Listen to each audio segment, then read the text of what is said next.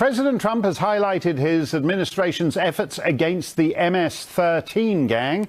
So, of course, the left now supports MS-13. Vox.com has published a video portraying the gang as a bunch of cute teenagers who ride bikes, listen to music, and work after-school jobs. When you think of the street gang MS-13, what do you see? Maybe something like this. Or this. But what if I told you the typical MS-13 gang member in the US actually looks like one of these young men on Facebook? The MS-13 members that I've been following are working after-school jobs, they're living with their parents, they get around Long Island on bicycles. There's no indication that we're seeing a bigger surge of MS-13 than we'd seen in the past. So basically, MS-13, they're like high school valedictorians with machetes. Timothy Steyn is the District Attorney of Suffolk County on Long Island and the county's former police commissioner, and he joins us. Tim, these guys are all over your neck of the woods. Are they just like kids doing after-school jobs, riding around on bicycles? So here are the facts. In 2016 and part of 2017, we saw 17 homicides that MS-13 committed. That's 17 homicides in just 16 months.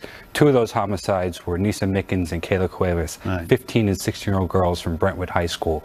Another homicide was a quadruple homicide where 4 boys were chopped into little pieces in a park in Central Islip.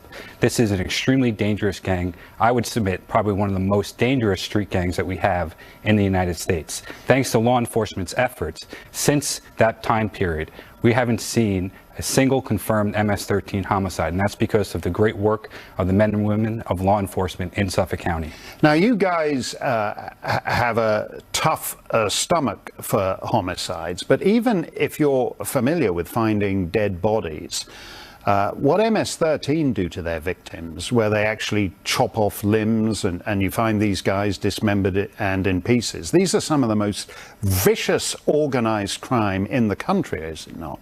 That's exactly right. When they commit a murder, they do it to send a message. They're incredibly brutal.